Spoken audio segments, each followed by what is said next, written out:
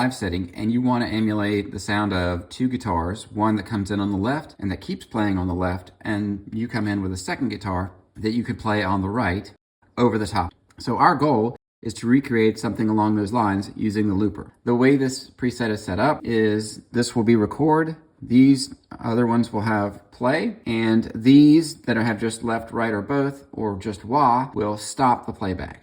It also is set up in this particular situation so that if we're playing and we go back to record, we can actually overdub. So we can actually have two parts or three parts overdubbed. As long as we just keep hitting one of the play options, we can keep overdubbing. But once we hit any of these that have the stop in them, if we go back to record, it will record a single loop instead of the overdubbed version. So it'll overwrite the previous version.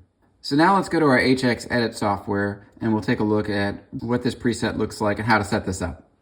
All right, here we are in the HX Edit software. The very first thing we're going to want to do is load our preset. So we just double click on it and it brings up our preset.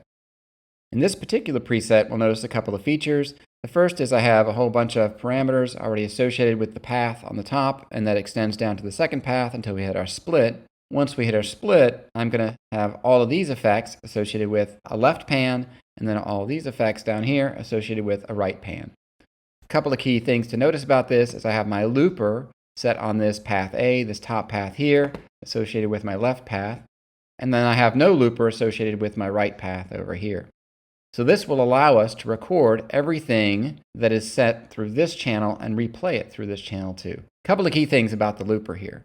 You could put the looper anywhere in your signal chain, but where you put it changes what happens. So for example, if I put my looper at the end of my signal chain, then everything that happens before that point in the signal chain is recorded in my loop. And so if you want your loop to sound the same every time, that's the place to put it.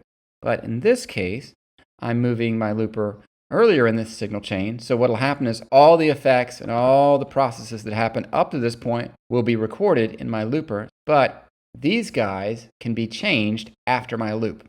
So what that means is if I don't change any of the parameters in here on a given snapshot, they'll sound the same every time. But what I could do is I could record my loop, and then for given snapshots, I can change some of these parameters and these effects to have different outputs or different sounds for my loop in different occasions, which could completely change the way the loop sounds during playback. If you don't remember how to use the looper and the command center, I recommend going back to episode 2 where I went over how you could use the looper with clean and distortion. And so all of the techniques I'm going to go over today are also in that video for that situation. So let's go through the basic setup for the looper. So the first thing we're going to do is we're going to go under Window, Command Center, and what we see here is that I already have the looper associated with this first lightning bolt. And we also notice that in the drop-down menu, we have all our snapshots. Some key things about the snapshots that are listed here. The first one I'm going to show is our recording one. So I have snapshot 5 set to record on the left channel. So if we click on that guy, what we'll see here is we've associated the looper function, record and overdub, with that particular snapshot. So if we look at all of the snapshots, we'll see I have several of them associated with play. For example, play and write. And if we go over here to the looper function, we see that it's set to play. Now all of the others, so for example, if I just want the left, so snapshot 6, to play just the left, I have that one set to stop. So all our snapshots are either set to play, record, or stop. And so that's it. Once we have those set in the command center, we can close the command center. We can just save our preset. So File, Save Preset, and then we're good to go. We're ready to go back to the Helix. Okay.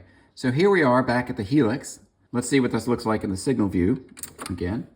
So snapshots 4, snapshot 3, snapshot 7, and snapshot 6 all have the looper function set to stop. This one is set for record. These 3 are all set for play.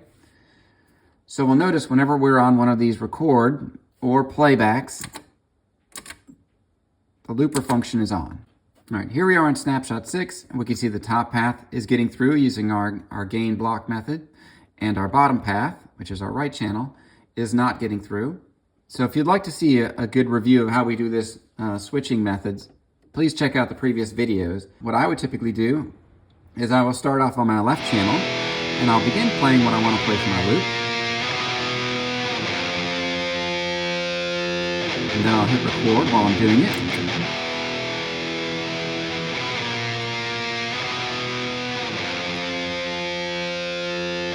And then I'll hit play, and I'll play over the top of that loop on the right channel.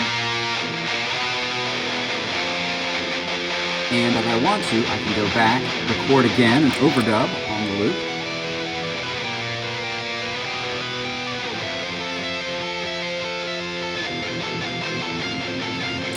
I can play over the top of that loop while I'm playing on the right channel. I could play over the top of that with a wah.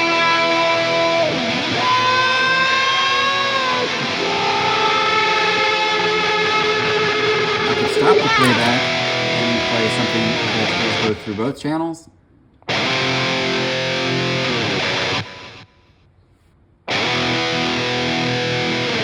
And we could set this up for a variety of different situations.